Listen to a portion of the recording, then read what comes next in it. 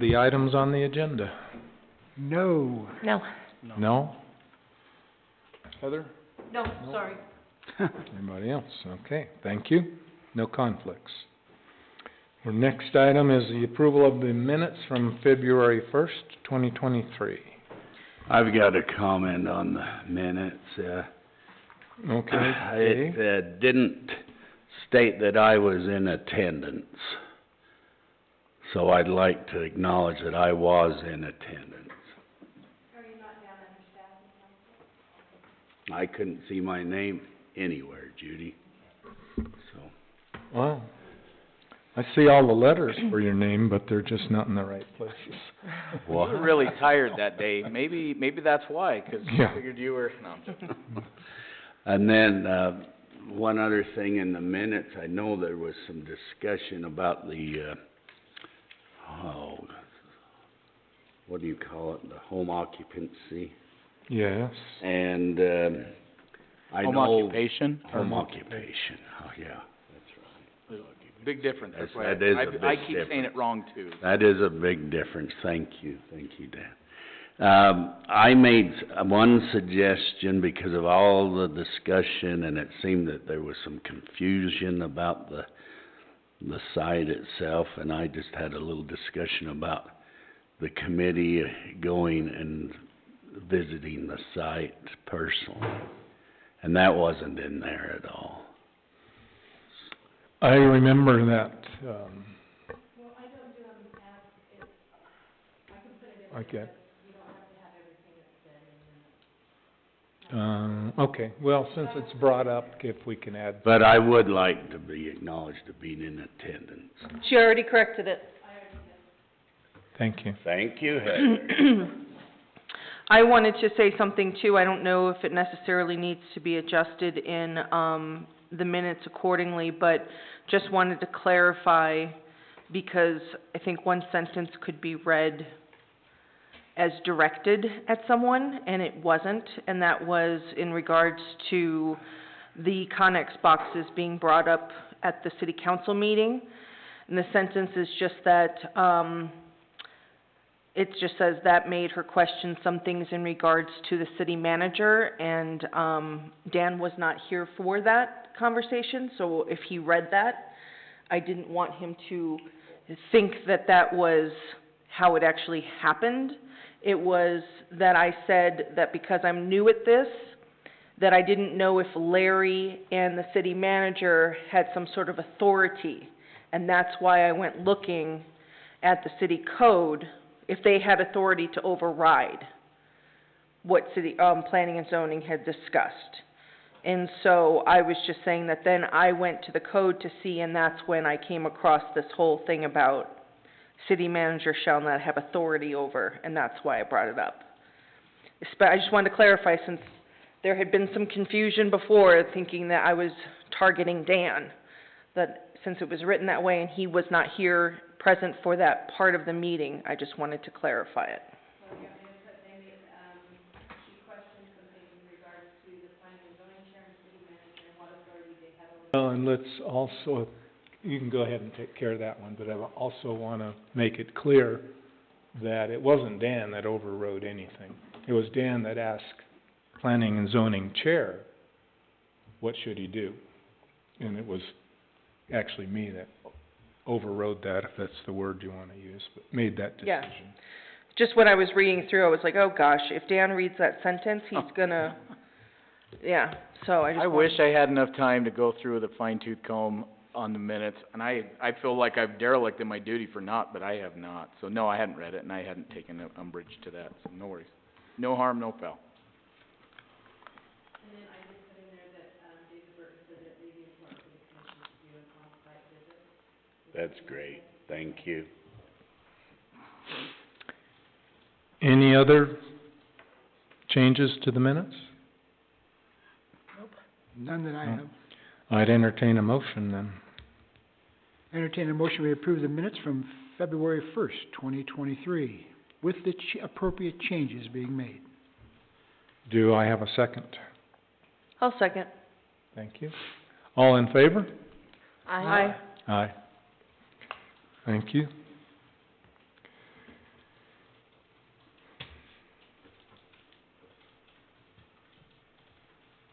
Okay, our next item is Banks Group, and that's the preliminary subdivision development in Lot 3, Parowan Parkway Commercial Subdivision. I want to emphasize that this is a preliminary, and just remind everybody that through this process, there's a preliminary plat that gets submitted that has a lot of information on it and pretty much indicates intent and what direction the developer is headed. Once that preliminary comes in, there's a checklist that the city goes through that you now have in front of you. We call it a subdivision checklist. In reality, it's more of it is a subdivision checklist, but it is also a development checklist, if you will. And so in that regard, once the preliminary comes in and planning and zoning approves the preliminary concept, that doesn't need to go to city council until we get to a final. Once the final plat is submitted with all the changes that get noticed and changed in the preliminary, we then end up with what we call the final plat, and we look at that and recommend approval or disapproval to the city council. Larry, can I say something on this? This one has been a little different. First of all, the checklist, Larry did a lot of work on this. Going through Cleve's files, I think I found like 3 or 4 different versions of checklists. Larry spent a bunch of time, I know he spent a lot of time going through our code. You'll notice on the right-hand side, this is Parowan City Municipal Code references to every one of these line items, and put them in a organized fashion that we can easily go through, check them off, through the process. So I just wanted to give you guys a blank copy. This is the new checklist that we're going to be using, and the process that we've been working through with what we're calling the Ace Hardware Commercial Development. What it really is this is a commercial subdivision. Ace Hardware will be one of the lots. So I don't want to confuse the process. This is a commercial subdivision being done by the Banks Group, and it's actually called, what's the name of the development? Parowan Parkway Commercial Development, Commercial Subdivision. Everybody refers to it as the Ace Hardware Development because that is the one known The flagship store. Yeah, so that we're all excited about, and hopefully is done tomorrow. But officially, this is a subdivision, a 3-lot commercial subdivision, which goes through a subdivision process versus just a building permit for a business on an existing lot. So the reason I bring this, what I'm trying to say here, I'm trying to say a lot of things, but we went through when we did the lot split and created the plat for this subdivision, which won't ever change. Like, that is going to be the final actual plat. But we're doing the vision process, and I didn't really think of it that way until I was on the phone with your engineer, and he says, wait, we're not going to record another plat. Ownership, boundaries, utility easements, all of that stuff is already in this final plat. So what we're really doing is just doing the subdivision process for all the utilities and all of the access and the roads and all of that stuff. Do you disagree? Are we going to need a new plat to be recorded at the county recorder's office? I don't know, I couldn't see any reason why we would. Because we had to do it when we did the lot split. And so we've kind of already gone through a little slightly out of order, but we had to do that on the front end anyways. I don't know if there's any reason to record another plat. Well, what I think is, so And by the way, Right, we Judy, have can the you scroll plat. down, 'cause this isn't the plat. I'll tell you when we get to the plat. Whoa, go back up. That is the recorded plat, Parowan Parkway, if you scroll down just a tiny bit. Commercial development, which has all of our requirements to record a plat. Now, it doesn't show all the utilities, but So, we probably don't need another plat per se. Right. But every one of these lots that develops is gonna need their lot outline and be Oh, yeah. able to show where they're getting their power, where they're putting their water, where they're storing their water, sure. and that sort of a thing. Yeah, we'll definitely need to work through that process, which we're looking at the preliminary part of that right now. But I just wanted to say, technically, I don't know as we'll ever record another plat. With the exception, this is the one possible exception, and that's utility easements, where the utilities are gonna go under their private drive. 'Cause this does not show utility easements for those. Do you know what I'm talking about, Andy? There's gonna be a private drive which basically follows around this rectangle in purple that's gonna connect to the city street and to 200 South. There's gonna be a drive there, and there will be utilities in that drive. We won't ever own the road, the city won't, but we will own the utilities in the road, hence we probably need to record a utility easement. I think so, because we know the county's gonna want that. Yeah.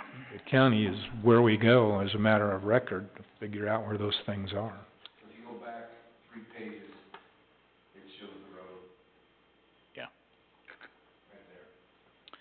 So, and that's where the majority of the utilities are gonna, that the city owns and takes over, will be within that road, which is not a city road, but we'll need the easement so that we can deal with the utilities and all that stuff.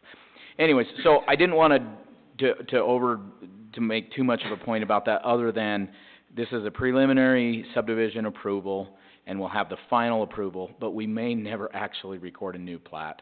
We are just going to review all the plans and, you know, basically like we review business, or building plans for a house, we're just gonna be reviewing all the plans for the subdivision, all the utilities, all the improvements, making sure that it fits all of our code, which talks about all of those improvements and processes, so. So it kinda raises an issue of, so the drainage plan.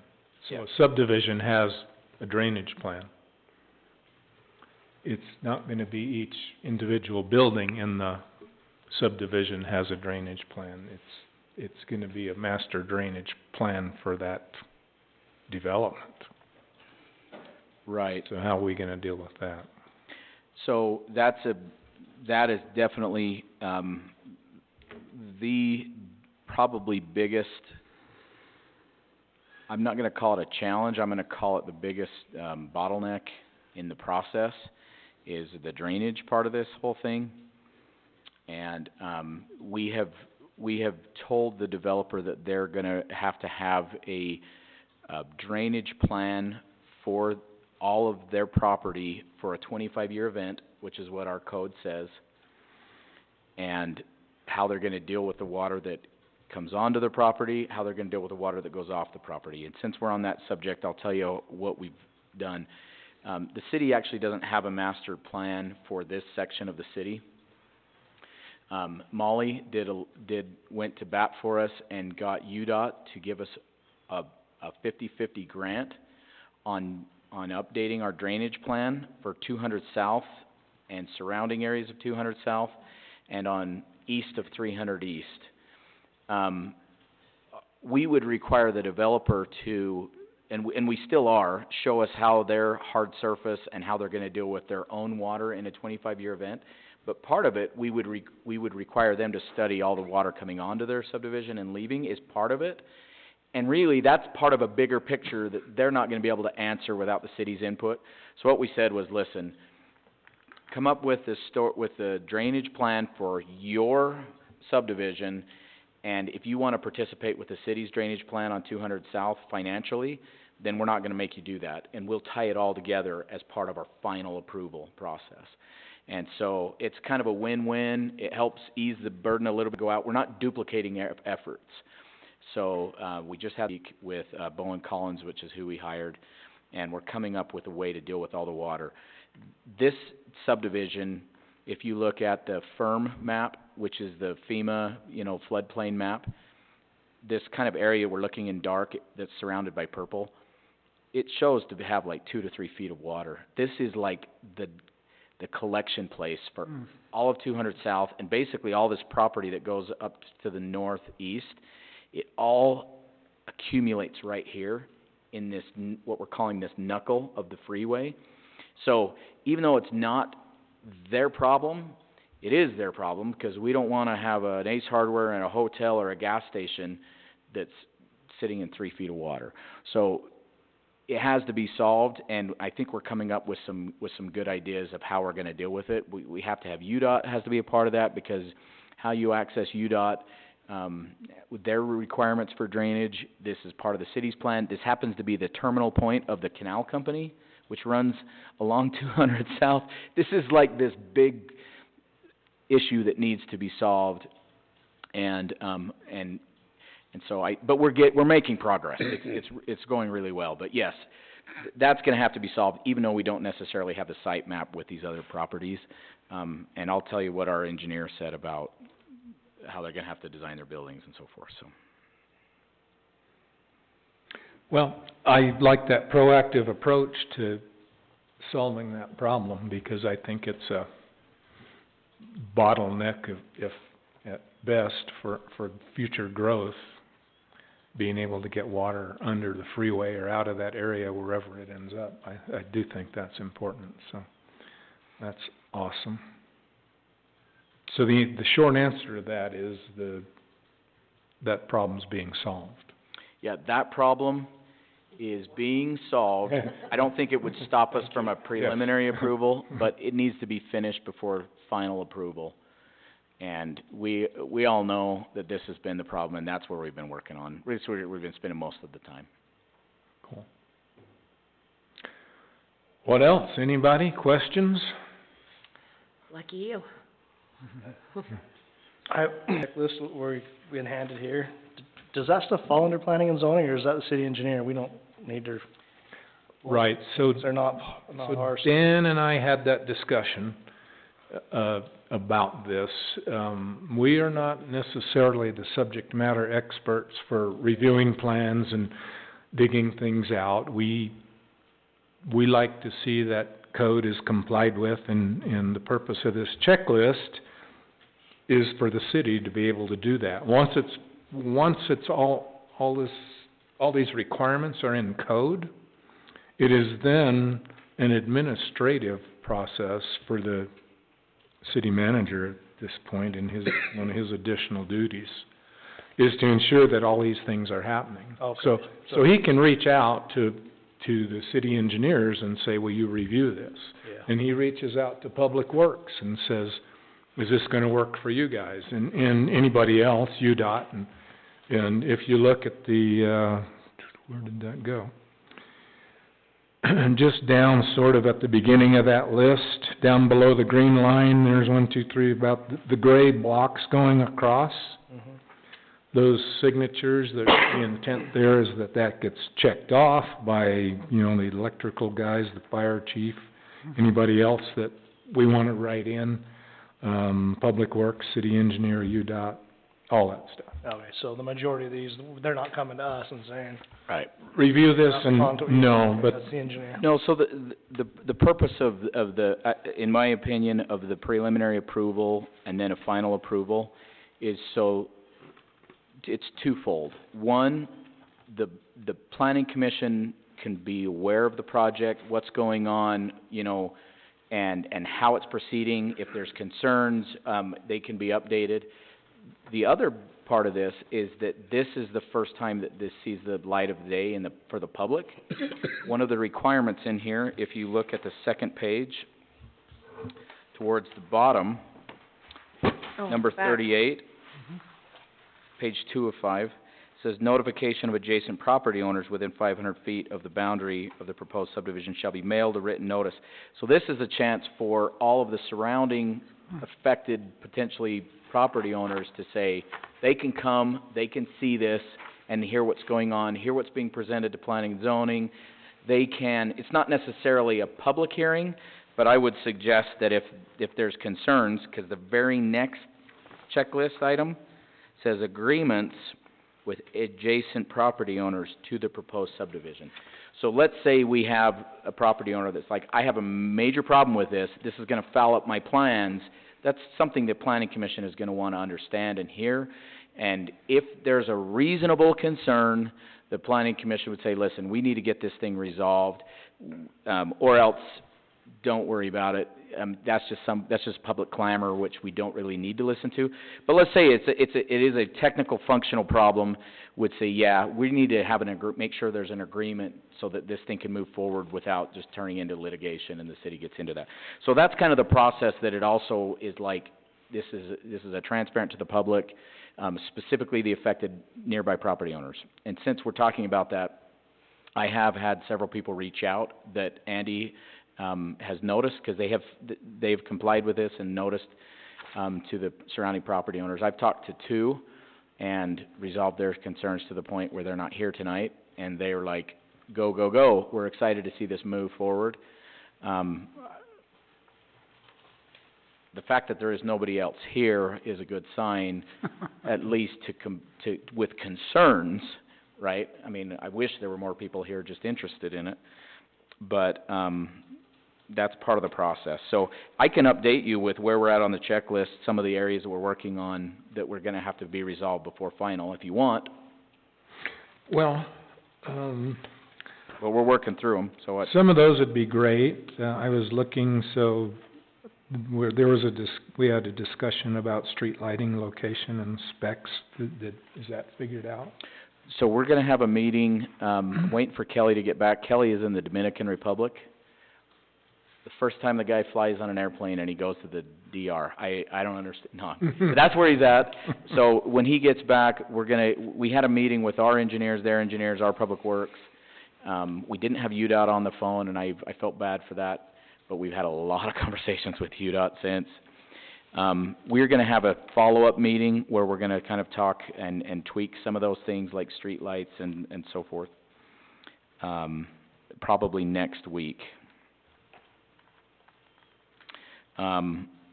They are working, they got me the preliminary title report, they're working on soils report, prairie dog clearance. Really, the majority of all the problem comes down to drainage and flood zone stuff. And,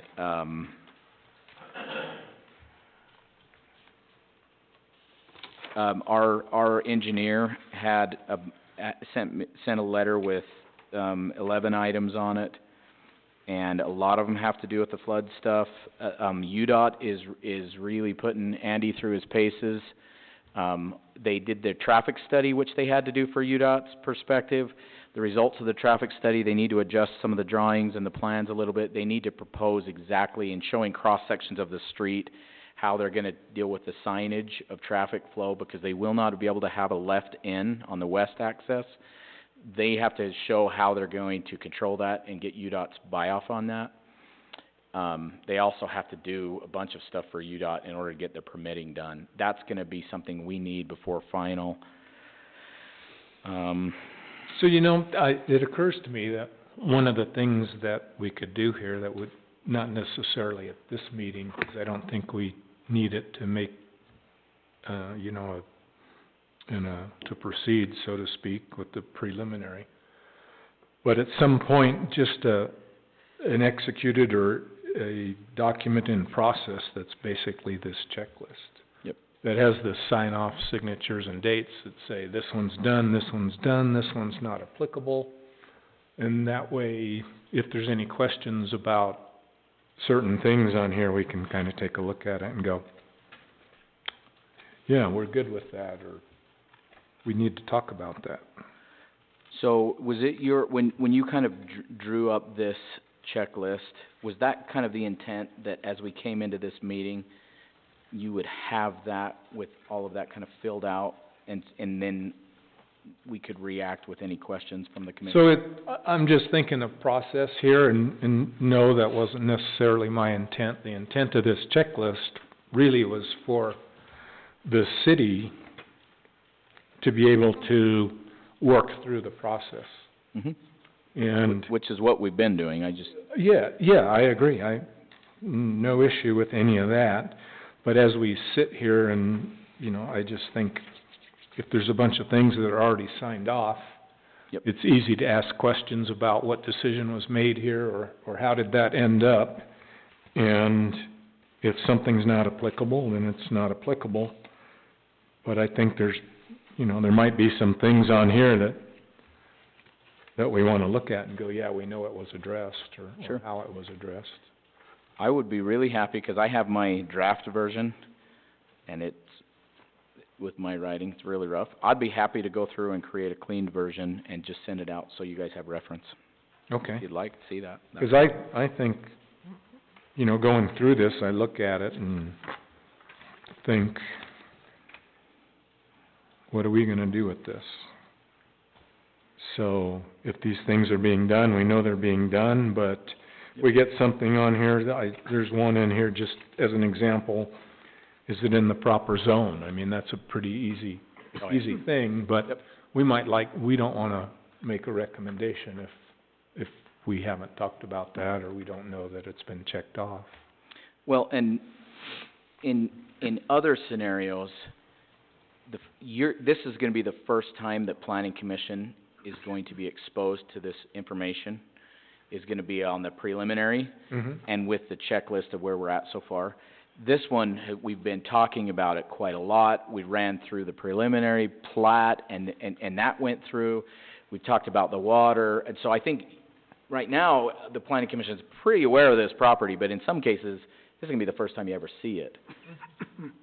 So, yeah, I think that'd be really helpful to give it to you in that context, or that, For the development, just because it would keep us in the loop and expedite things if there was an issue. If we, Yep. as Larry suggests, if we get a heads up on it ahead of time, we can address it immediately rather than to have this thing drag on and on. Yep. So I think it's a good idea to keep us in the loop. agreed. I have a question with the picture that we're looking at. It's showing the old lots lines and the new lot lines, am I reading that right? No. On the lot split? No. No, yeah, it should be. Oh, yes, the different key there in the corner. Okay. Okay, Down on the page 5 or whatever that was. Right, right there. That one shows the way they are now. okay. So, can you go back up then? 'Cause I guess I was looking at I was thinking, I had the lot split switched in my head. So,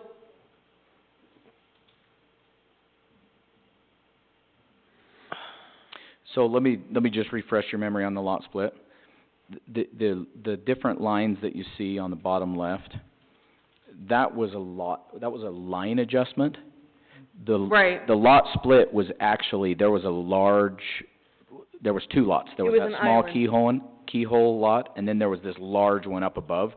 That one was actually bifurcated, that's the technical term. Yeah. okay, so here's my question. So, this square with the little bump out is now the lot? That's lot 1, yep. Okay, then I'm reading it correctly.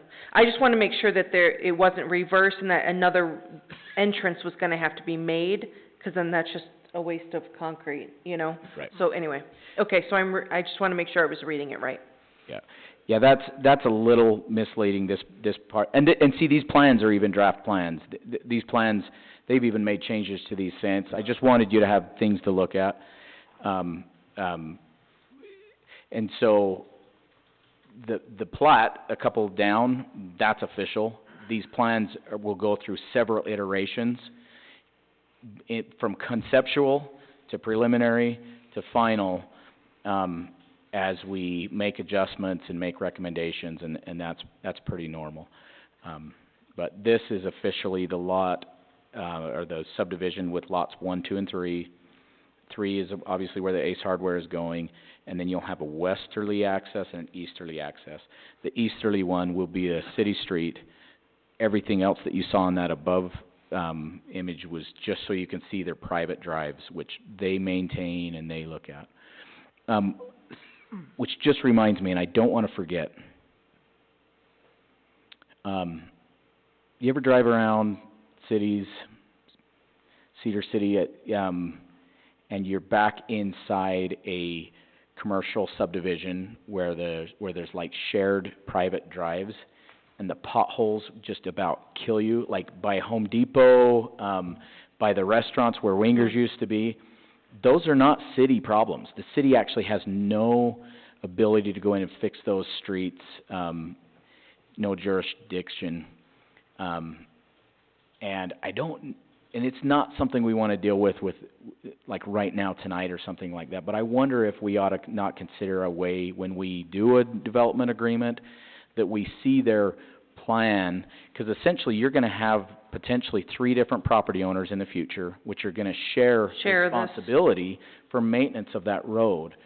Do they have a plan for that, so that 20 years down the road, when these roads are junk and everybody's like pointing fingers, you just have managers, not even owners, that the city can say, hey, no, this is what you guys agreed to do to maintain these roads.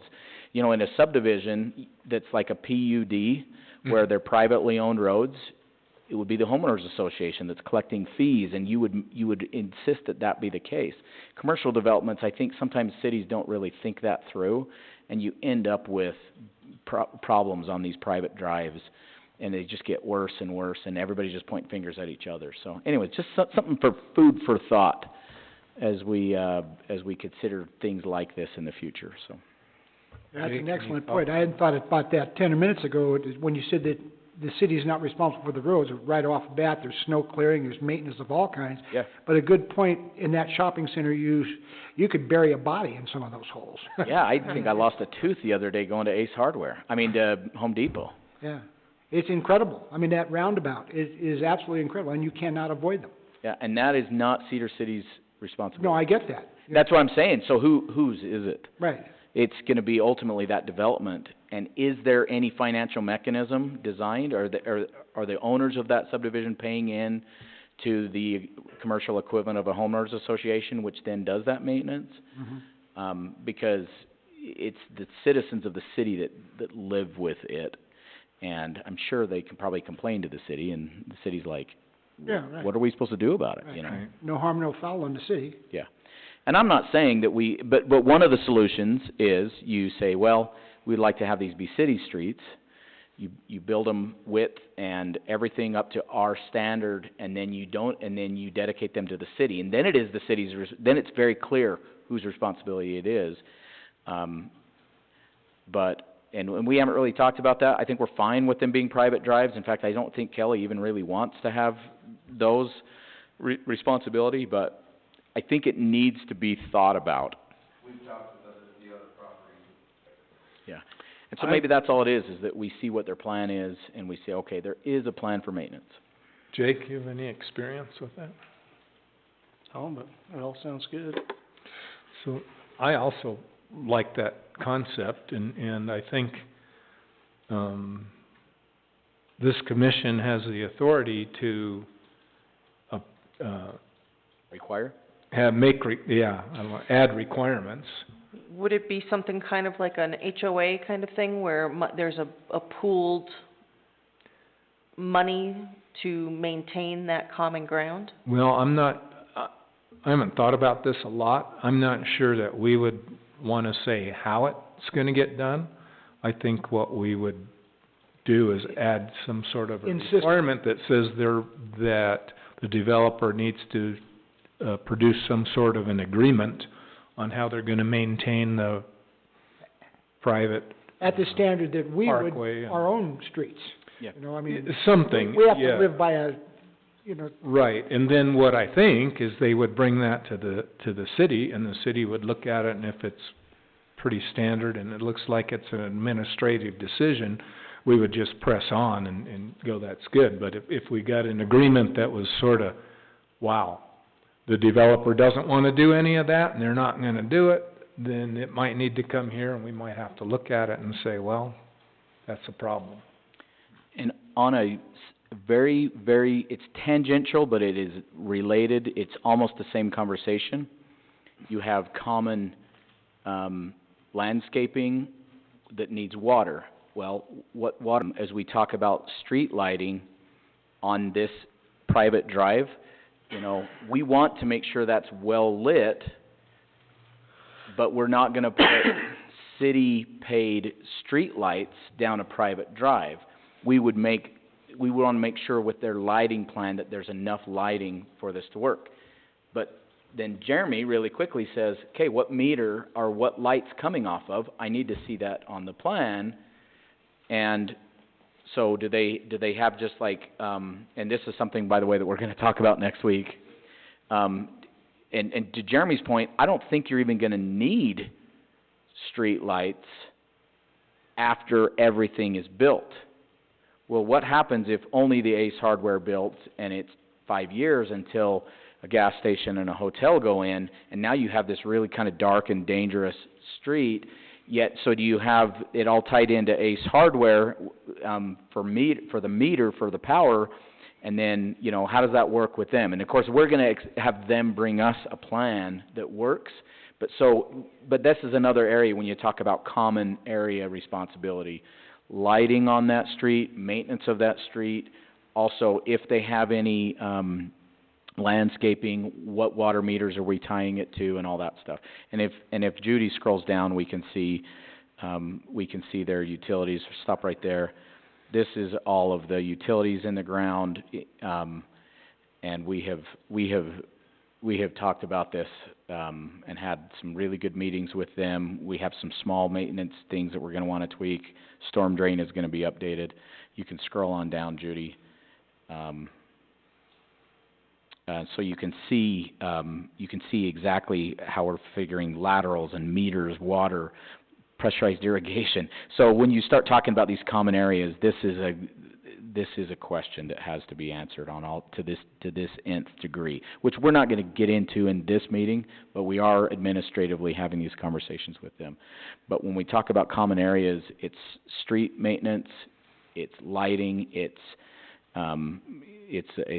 watering of landscaping and potentially even, you know, mowing the lawn or something like that. If you have this common area, you know, you think shopping malls, sometimes they'll have something like that. And it's like, we just need to know that they have a plan. We certainly don't want to take it over and manage it, but we just need to know that it has a plan, because if it doesn't, then it all falls apart, and then everybody points their fingers at the city, says, why did you do this, or why did you allow this to be done without a good plan? So. I also suspect before we go too far down that path, we need to make sure with legal counsel that we're not somehow overstepping our bounds, but conceptually, I love it. Any other comments? no. No. Do we want to look at more plans? Do we want to scroll down through these and? That's gonna show all of your contours, not only on the ground and the land as it's existing, but also, this is one of the things we require per our code that shows you the elevations and how the roads, you can see how, the drainage and the slope of the roads is done. So that detention basin that's up there at the top of that property, is that? I would say anything regarding storm drain, don't worry about too much, 'cause it's all gonna change. Okay.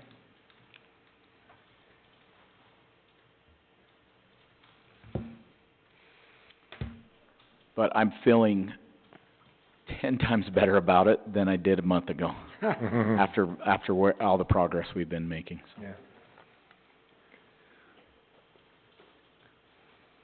Jake? Are you still looking at that one? Oh, no, I'm good. Anybody else? I'm fine. Let's go on to the next one. This actually shows the actual slope of the pavement and everything, how they've got that all planned out. It's a IFA building, but it's just a storage.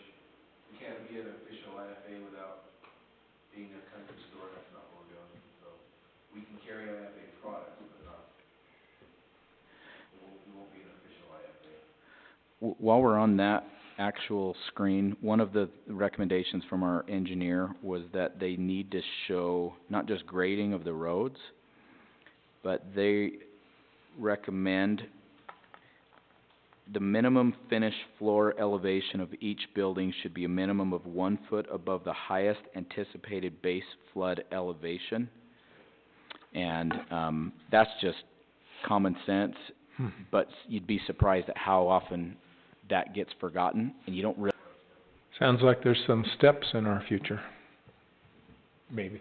Possibly, which is gonna, you know, of course, when you look at a map like this would probably have to be adjusted once they adjust for the elevations of everything, because so you're still remain ADA compliant and all that stuff with how high you need your, parking lots and your ramps and all that stuff.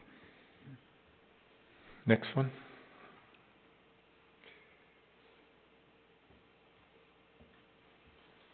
Good stuff, right?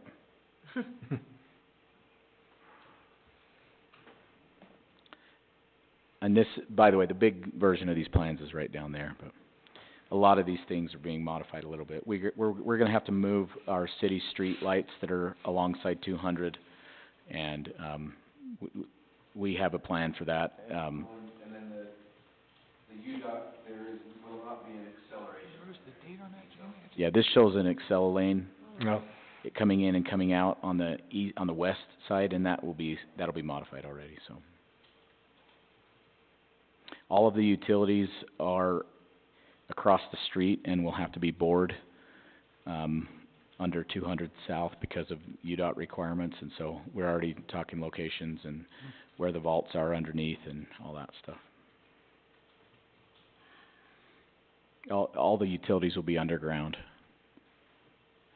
Nice. Any questions on this page? No. Comments? We don't show the gas or the telecommunications, and that's something that they're aware of, that they have to coordinate. We will need to see that final plan, design in the final plans, but that's not city. We haven't been able to weigh in on that, but they're aware of that.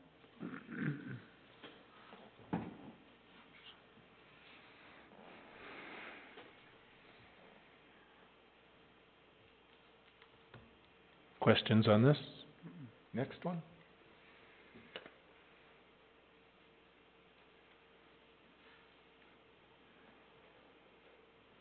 And most of these will be modified too when the soils report. Let's move on.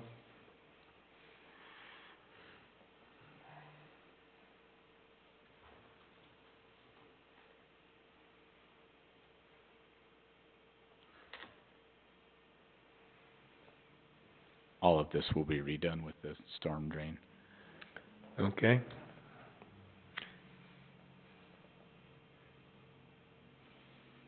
More curbing. Yep. Keep going. This is the 25-year, this was them doing their work on the, is that right? Is this the 25-year? There was a separate document that outlined that, but. That's right. Yeah, this was the stormwater part here. Yep. But I did have a second document that outlined everything and kind of lined it out when I said these. Yep. Storm drain, you can move past that. Yeah. Okay. Waste management. So we're pretty much past the design stuff now. Any questions? Nope. No stone left unturned, looks like. What'd you say? Oh, I just said any questions, You Jerry. said something about a left-hand turn? No, No, no no stone stone left unturned. unturned. Oh, yes. They said something about a left turn, and I was like, yeah, let's talk Very, about that. very comprehensive job there. Well, with that left turn, can't you just put, I don't know what to call it, I was trying to find something like a T, so that you can only make a right out, Like curbing, do it Yeah. with curbing? and you can only coming So towards we I-15, specifically making asked a right UDOT, turn. and UDOT's specific answer was, their civil engineer needs to show what their plan is, and UDOT will accept it or not. Likely, with discussions I've had with them, it will be signage and paint. Just paint, not an actual, You don't want curbing down that road for snow removal. oh, Snowplows hitting curbs and all that stuff causes yeah, damage to plows, damage to curbs, damage to everything else. Reflectors don't work, Special notched snowplow. snowplows, yeah, and that's one of the main roads that gets cleaned, mhm, probably the first one, so. Preventing a left turn, I don't think that's gonna happen, but we'll have sufficient signage and everything else right there. So, 'cause I don't know how else they would. Yep. People ignore pain. mhm. But we'll have sufficient stuff, and hopefully that they're gonna accept that, taking into consideration the snow removal and everything else that has to go on. And I guess if, you know, if that goes in and it's problematic for some time, then there would need to be some rework of it. And I have no idea at that point who would be responsible for the rework, if UDOT just accepts it and then they would do it, or what. But they will accept, or they will get it to the point where they will accept their proposal, and then they'll let them build that way. That's the way UDOT rolls, so. Awesome. They're not suggesting anything, they're just going to let us roll with it and say, okay, that's fine. Or no.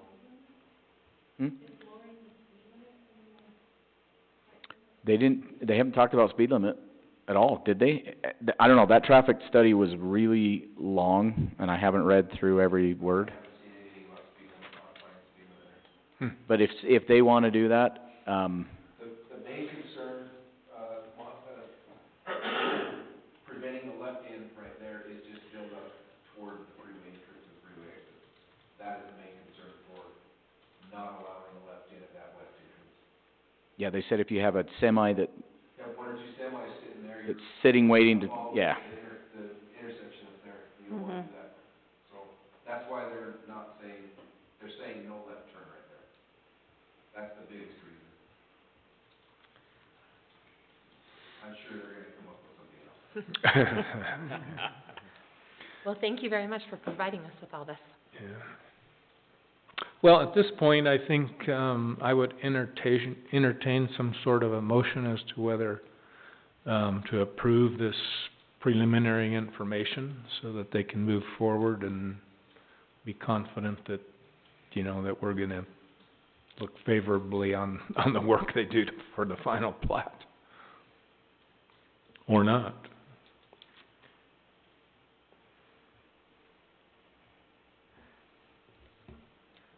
I'll make a motion. Okay. I just wanted to pull up the minutes so that I could actually have something to help me word it. I make a motion that we approve the preliminary subdivision development lot 3 for Parowan Parkway Commercial Subdivision. I will second that. All in favor? Aye. Aye. Aye. Aye. Any opposed? No. There we go. Thanks, Dan, and thanks, Andy. Jerry.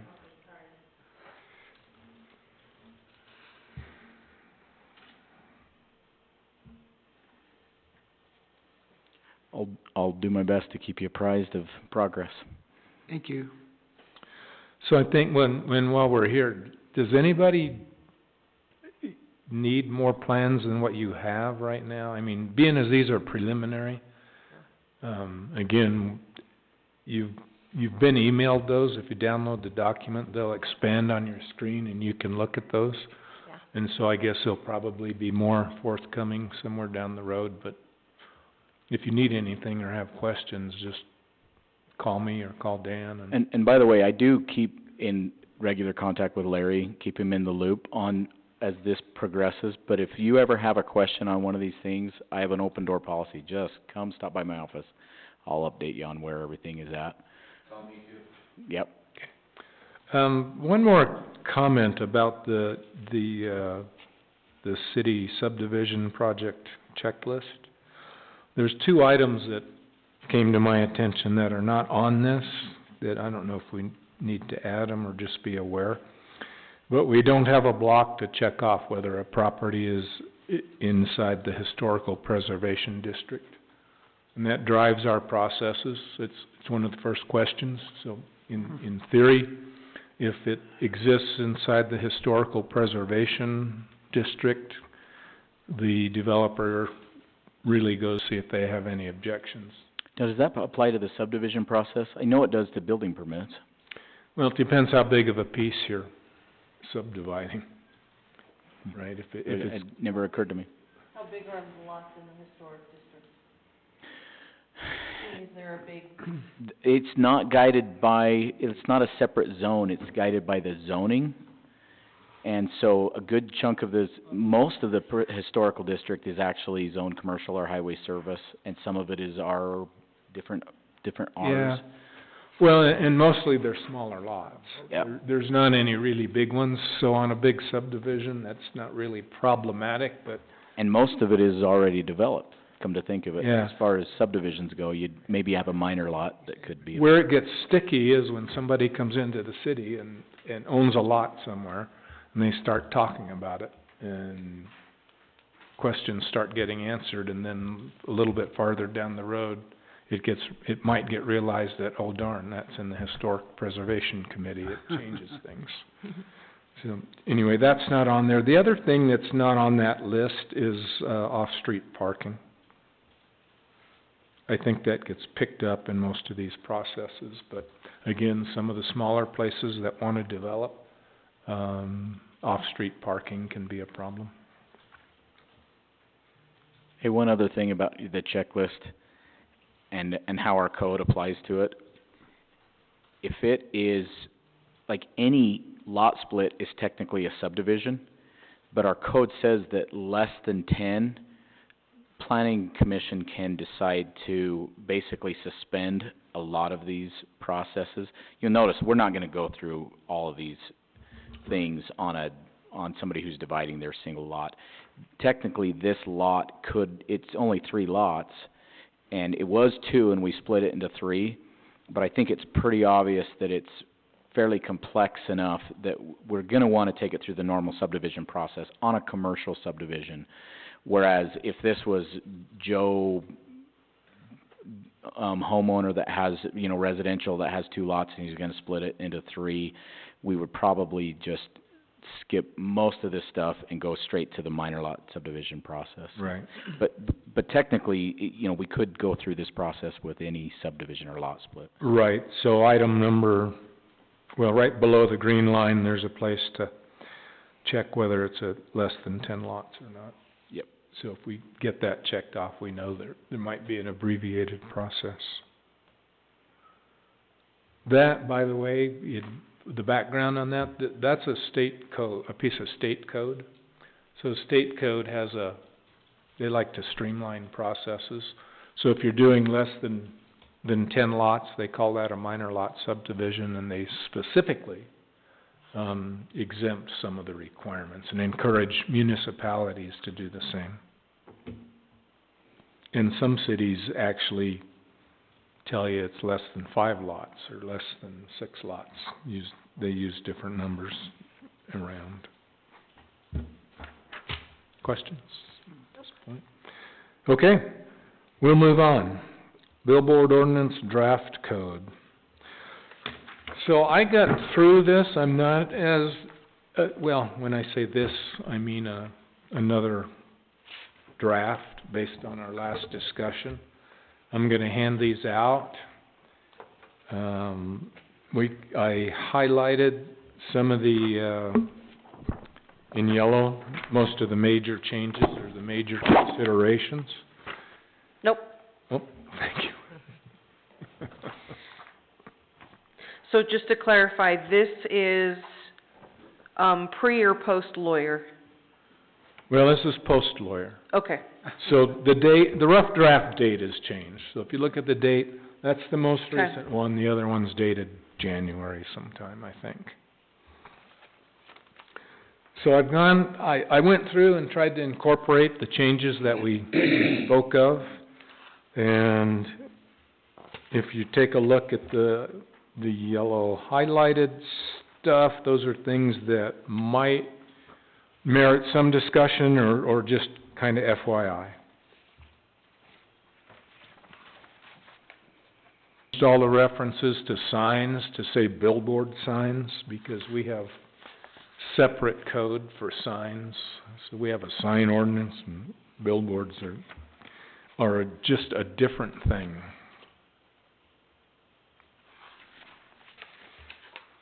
On page 4, so I'm asking, so it says, item C I highlighted, digital electronic billboard signs are permitted along the I-15 corridor. The conversion of existing billboard signs is permitted. I vaguely remember that we decided that that was not going to be the case, that it would be the opposite, they would not be permitted. We actually voted on that, and us three voted yes, and you two Okay. voted no. Great, I remember so right. I got it right? Mhm, Okay, got it correct. thank you.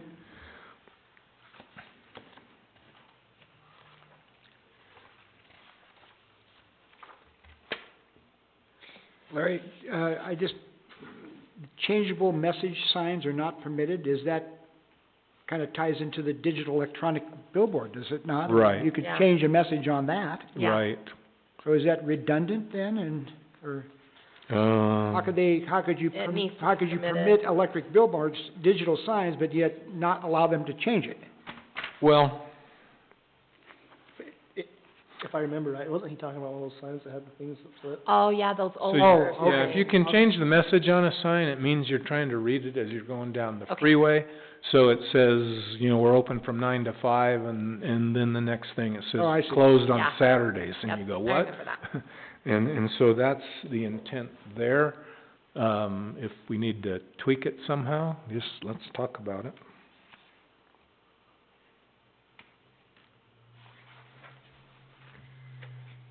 Oh, I don't know.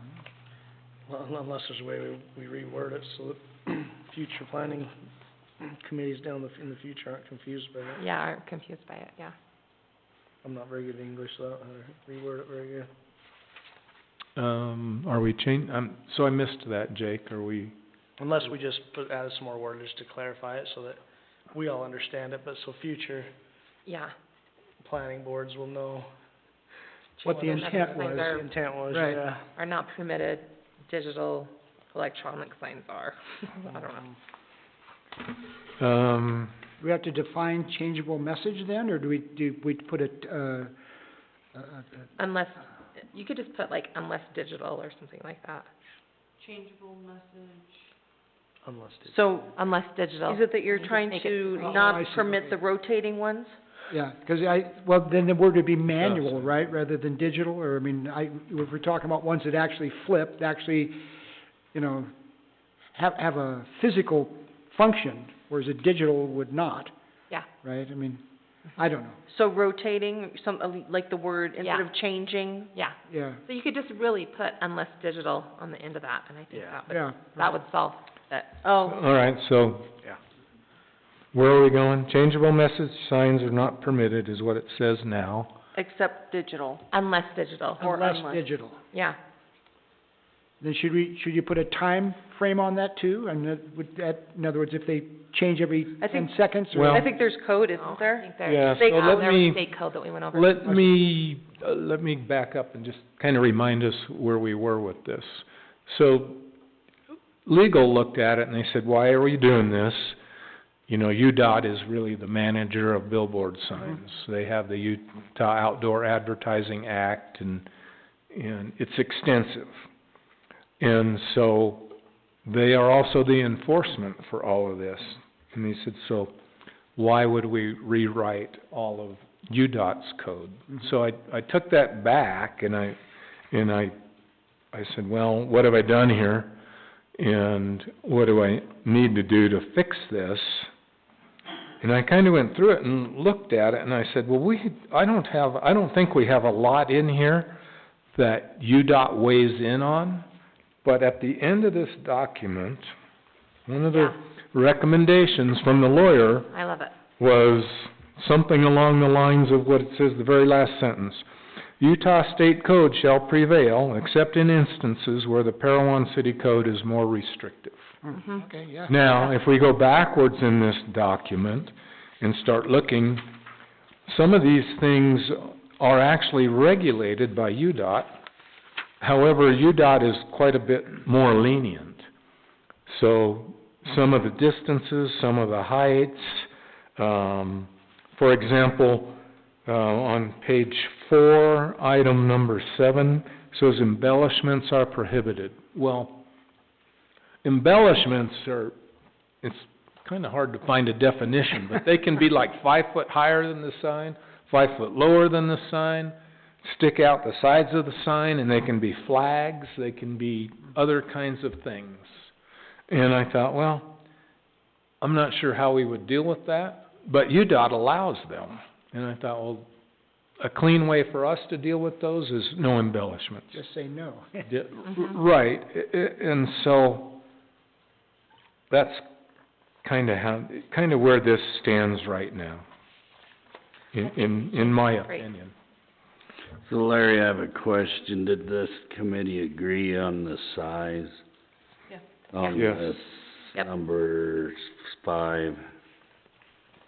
On page 4? Mm-hmm. Yeah, We voted on that. Yeah, they, and that's smaller than what the, state code Well, will I know permit. it's about 1,000, so Yeah. I'm just wondering, so what's that inferring? I mean, you're just gonna restrict it to... Basically what's already, you see on the highway, pretty much, but like in Cedar, the typical size, that's what we're gonna be permitting too. Those aren't 1,000. No, those, I don't believe that those are 1,000 I square don't feet, think yeah. so. That's a I don't, pretty big Yeah. sign. So our signs would be comparable to what you're already seeing in Cedar and such, Along the freeway. along I-15, correct? The other thing that I plugged in, and I'm not sure, so under unlawful billboards, Page, what page are you? I'm on No. page 6, Oh. down at the bottom. Okay, I did kinda change that, the number 1, billboard signs found in violation of Utah State Outdoor Advertising Act, code whatever there, are unlawful and will be dispositioned in accordance with UDOT procedures. So that's basically that, throws that back to UDOT, which they acknowledge that they control that.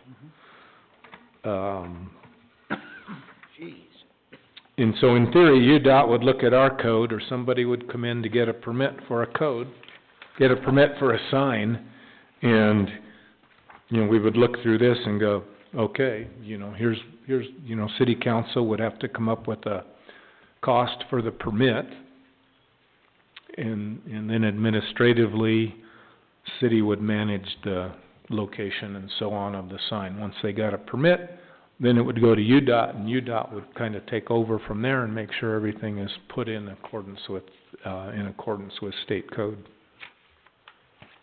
I like all these changes that you've made in yellow. I think they're great. Thank you. Clean it up and they look really good. Thank you. So my thought from here is I can make this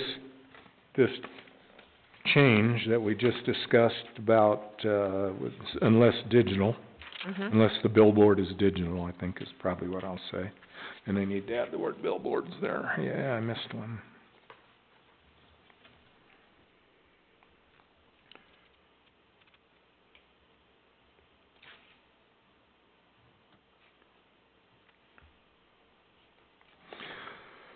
Anyway, I would incorporate that change, send the file to Judy, and recommend that we return it to legal Yeah, that's a great idea. for another round. So if you all agree with that, I'd entertain a motion to that effect, and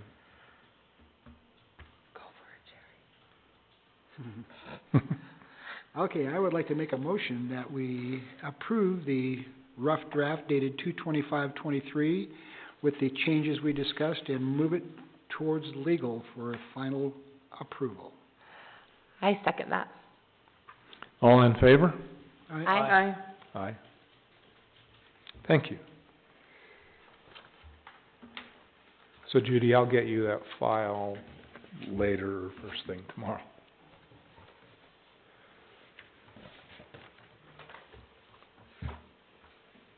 All right, as we move right along here, we are down to member reports. I heard your mind.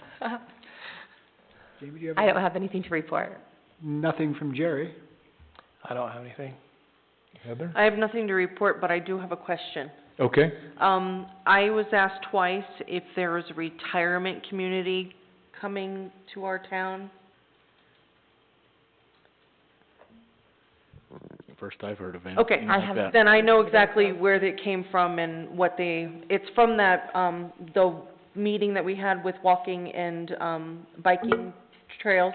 Oh. And I think Oh. that they Something misunderstood was when we were talking misunderstood. about our demographic, that our demographic was older, and I think Molly said something about it, retirement, that we're more of a retirement community. Yeah. And I've had two people come up to me and be like, "What, there's a retirement I said, "I don't think so, I think you misunderstood." The Nope. entire town's. Yeah. Yeah, So it's- anyway, It's an I over, yeah, I was asked to inquire, and, I will let them know. thank you. There was a lot, when they were talking about a subdivision near where Dave lives, and that, there was a lot of buzz about that back then, about how that would bring in No. people A gray. proposed This- 600 unit. I guess Parowan could be considered a retirement community. I think it's a retarded community, oh, no. But to answer your question, no, there's no, that was a complete misconception by whatever that was. That I'm aware of. Okay, Dave, you had anything for us? I just have a comment, I guess. Last time when we talked about help me get this right, the home, Are you gonna bring home, up Conex box? no, the homeowner. Occupation. Occupation. Permit. Occupancy. No, occupation. Occupation. Home occupation, remember Permit. the conditional use permit? Oh, yeah, Right. So it's home occupation. Home occupancy is when you're allowed to move into your home, Yeah. okay. and the home occupation is when you do business at your home. And it's almost the same thing, but it's totally different. Okay, the home occupation. One of the mitigation points was made about a fence on the south side. Now, I don't know if there was clarification that was just against the one complaint's property or clear, but you shake your head, but I'm trying to clarify this. Yeah. When you go clear, the ordinance, you cannot require a fence clear to the street 6 foot high. I think it was, behind, so she's got the shed that is in the gym, or the gym is in the shed. I can answer this. She's like the in the fence- process of doing the 6 foot and then where it drops down to 4 foot according to the ordinances. But see, that wasn't in the mitigation, it says a fence on the entire south side to the street, basically. So, No, I think. that's where the clarification needs to be made, was it just the complaint's property? Or if it went, then it has to be adjusted according to ordinance, according to the size of the fence. Yeah, I think it's a fence for the entire south side. yeah, Yeah. it was the entire south, and she's Okay. planning They on called doing it a 6 and then. site Okay, but obscuring. in that, it was 6 not, it said 6 foot on 6 the foot. south Right. side, so that needs to be, Yeah, she talked to me about it the other day, that Okay. she's gonna start doing it, so. 'cause you can't regulate that clear to the Street. street at You're- that well, height. If you talk to her, will you have her call me? I've been trying to reach out to her so we can Sure. schedule the final inspections and stuff with fire and all that, so. I left a voicemail for her, but sometimes people don't listen to voicemails for a long time. Yeah. Awesome. I'm not great at it either. So, Dave, thanks for that clarification. And I agree with you, so. So Well, the, it's just that, you know, we can't require things that are not according to ordinance. right, On the specific, you know, right. yeah. Well, and we weren't that specific in the language, Mhm. and the intent would never be to violate Okay. the code. And on that note, there has been some public that has reached out to me since that decision was made, saying, what about this, and we need to clarify that, and I've, just so you know, what I've told the public is, the planning commission made the determination, and they wanted to appeal to the city council, and I'm like, no, the planning commission is actually, like, that decision was final. An appeal wouldn't go to the city council. I don't even know how you would appeal somebody else's conditional use permit, but the time to actually bring concerns to the planning commission was at that time. And so I've said they have set the terms, they were very clear about what they were, with maybe exception of this fencing thing. And I said, that's what the city will ensure gets done, and then it's an approved permit. I think so. I mean, we could look at the code for home occupation real quick, and if there's anything in there. I read through it Oh, you did? several times before I responded to the email, and that email was, Oh, okay. they Well, we're sent it good. to the city council and to the mayor and I responded for everybody to see, but that's what I told them was, Oh, okay. there is no next step at the city council level. The planning commission, this is an administrative function, which our code says they will make that decision. That's what they decided. End of story. We're not gonna keep beating this drum. So I just wanted you guys to be aware that that had happened. And it was one of, yes. And there's more to the story. We're relating to another business, and this thing is done. We're gonna hold their feet to the fire on the conditions that were set, and end of story. Awesome. Great, thank you.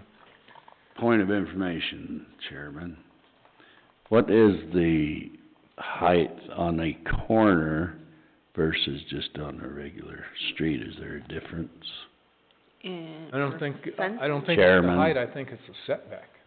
You're talking Like, about the you know what fence? I'm saying? Yeah, If it's you come to it where there's an intersection and there's a corner, so you're looking at visual, is there a difference between the height there than in the middle of a block Yes. where it joins the street? The way the code reads is, There you go. it's as though both of them are the front, Yeah. of the house. Yep. Because you wanna be able to see all the way through on that. So it's gonna have to be at the lower level to basically back to the house on the corner. So if it's a normal lot that's in the middle of a block, then you're gonna come out to the setback, and then you can drop down. But if it is on the corner, it has to stay at that low level all the way back to the front of the house, rather than out so far. Yes. Or can I say, or if you don't, I thought you could keep it tall, you just have to cut the corner off so you don't come clear out to make a 90. So you're not obstructing that view, and you allow it to stay at 6 feet tall. You're just taking the corner off. Yeah. I can think of fences in our town that are like that, and that's how it's done in a lot of other communities too. So instead of having it drop down, they can still keep their 6 foot for their backyard. You just cut the angle off so that you're not obstructing, you know what I mean? So you'll see that 45-degree angle come across that corner, Mhm. so you don't obscure the traffic line of sight. Still let the person have their tall fence. Yeah. Right. And it depends on what the type of fence is. So if you look at C3, a site obscuring fence may be constructed. So if it's like a chain link fence, it's one thing versus a block wall fence would be a different requirement. But, so it talks about the corner lot requirements, Oh, yeah. not to And exceed the 8. triangular area, is that what you're talking about, Jake? Says Oh, the triangle, area yeah. formed by the property line Okay, of within the triangle area. Brady. Yep. Yeah, it could be it, I'm not sure what that. Just think of it from a obstruction of vision perspective. Yeah, You're so gonna I was wanna thinking make from sure the- you from the maintain corner vision. back, you have, I don't see it here, but there's a set distance from that Mhm. corner back to where that angle starts, Yeah. so you still don't obstruct their view. Well, I knew there was a difference on cornered, but I also knew you couldn't have a 6-foot fence Yeah. out onto the street, Yep. so, okay. Thank you. Exactly. Okay, so a couple things from my perspective. So on April 6th and 7th, and I want to thank Judy for putting the announcement out, the Utah Property Ombudsman Group is putting on another seminar, or classes, if you will. And one of them is the exact same class that was given here in January 11th, actually. Any of you that weren't able to attend, here's another opportunity. It'll be in St. George this time. It is free. You do have to pre-register. The other cool thing is that it's 2 days of seminars, and on the one day's a Thursday, the other day's a Friday. The Friday has some really, really interesting topics that I think we'll be dealing with in the not too awful distant future. So any of you that can or would like to attend those. Yeah, you can, Oh, yeah. if you register for on-site, they'll feed you, but you can just watch them online as well. You still have to register. You still have to register. Yeah. I like the on-site ones myself just because I like the interaction with the other And the people free that show food. up. And the free food, yeah. It's all about The offset is the gas. So, anyway, if you get a chance, take a look at the email that Judy sent out. All the links to register are on there. It's pretty straightforward, and should be good stuff. Can I say one thing about that? Yeah. This year, there have been, one of the things on this will be a legislative update. The legislature has been looking at some pretty extreme changes to land use code, like all over the map. And I have been so busy. Normally I'm watching 100 bills and watching what's going on. I've been able to watch like 5 really important ones, and I haven't been basically, it would be a good idea, and I'm going to watch, in fact I'll be there for the legislative update. We may have some stuff that dramatically changes our land use process, which would require code updates. Okay, I go. Like, is it okay if I go? Sorry, guys. No more voting to happen anyway, so. Yeah, it's just mature. Anyway, so it might be a really interesting year for land use update, code update, and they will do that at this thing, so. Good night, Yeah. Jamie. I'll take care of it. I'll throw it away. It's got my gum in it. Yeah, it's okay. Yeah. I can throw it in. DNA? You didn't say gun, did you? Gum. Oh. I wanted to chew some. All right, the other thing I just wanted to mention a little bit about, just because I had an opportunity to sit in, well, I didn't sit in the meeting, I sat on the video. So the Aspen Meadows development well, there was a public hearing in Bryan Head back, I don't know, a couple of weeks ago now, I think. And so I tuned into that and listened to it, and there's a couple things that I just want to mention because they're common themes in Parowan, and you know, one of the themes is citizens here are not real excited about having a developer get a free ride on the backs of the citizens, so they want Parowan to get their fair share of whatever's, that's not the right words. They want Parowan to defend itself. How's that? So, a couple things. So, with regards to water, they made it clear in that meeting that the developer of Aspen Meadows is bringing water rights. So they will not be using Parowan water for that development. The second thing is there are negotiations. Dan can talk to that if he wants. There are negotiations ongoing about how to manage the sewer, and you all know that, you know, we manage Bryan Head's sewer, or we process their sewage, and that's the intent with this developer. However, this developer is contributing in a big way to that. Dan, I don't know if you want to talk about any of that? Yeah, Reader's Digest version is, our current agreement protects us really well, but this will put us beyond the scope of our current facility. So we are actively meeting with Brian Head, negotiating with Brian Head. We're in the middle of our sewer master plan update. They're also in the middle of updating their capital facilities plan with sewer with a different engineering group. There is a lot of coordination and a lot of discussion about, if this developer comes on board. And by the way, we potentially are looking at a potential annexation of a large subdivision, which would be held to the same standard. Normally this is done on a smaller scale with impact fees, but with a large development, you can actually say, rather than charge impact fees, we're going to have the developer participate in the utility level upgrade, and then we will waive the impact fees. And so that's the kind of conversation is what does that look like?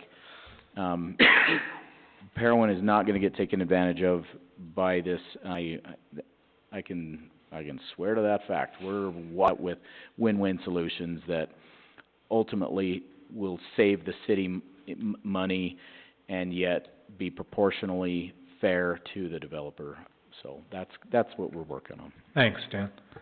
So a couple other things that I took away from that meeting, the developer mentioned, as did the Brian Head mayor, that they are in negotiations with Parowan on numerous issues regarding the development plan for this developer. And so a dialogue with the cities and the developer is I view that as a good thing.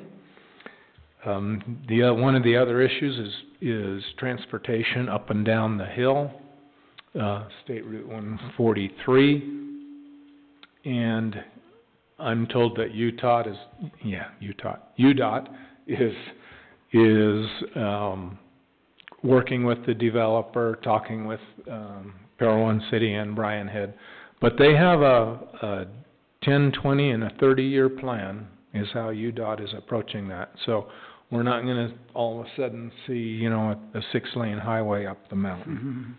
And in that regard, the developer themselves also have a 10, 20, 30-year plan for that development. So this is not something that's going to pop up overnight. And as a lot of you know with development, sometimes all the approvals get stamped and everything goes into on hold for some reason. The economy's not good, or the developer, well, just, things happen, and so that 10-year plan could jump out of the chutes and go for 5 years and look great, and like things are going, all of a sudden they just slow down for a bit, and then they, pick up. I can think of developments, like Braffitt's Creek comes to mind, as that was going to be some major development way back when, and it still sits there with just a handful of cabins and things. And you wouldn't want to have done a bunch of reactionary investment based on what may or may not happen. Right. The other thing with traffic is not only is it up and down the mountain, but it's literally right through the heart of our town, our city. Fortunately, all of the routes through our city are also UDOT roads. So we have a partner for funding, a partner for all of and they're very much data driven, so they're going to continue to do traffic studies as traffic keeps getting slightly more congested. And I say slightly, I mean marginally.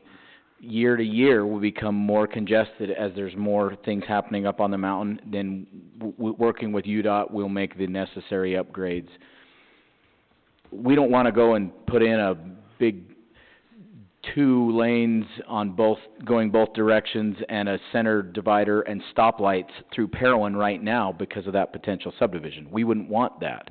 But as the traffic grows, then we'll have good partners with UDOT to respond to that. So they're doing that survey even as we speak on... Yep. That part, we need to do stuff right now for our current traffic. Yeah, and for safety. And for safety, yep. Yeah. And lastly, on that development, the developer's development plan with the city of Brian Head is 200 pages. It's, I don't know, I guess probably an inch and a half thick. Mhm. Now, that was part of, the public hearing package that was provided 2 weeks ago. So if you were to go to Bryan Head City, you can actually get a copy of that if you wanna look at it, or 200 pages is a lot to print on your own printer, but you won't have enough paper, I'm telling you. What is this Aspen Meadows subdivision? Is it just a giant master plan community on the mountain? It's yeah, it's got a big development plan, yeah. It's 1,467 It'll double the Resi- size of Bryan Head. Wow. on Like more than 1,700 acres, and I can't remember now how many ski runs they're talking about putting in. Seemed like maybe 2 or something, but Maybe they'll need. anyway, that build- development plan is interesting. If you wanna see facts and you wanna see what's in the works, you know, go look at the development plan.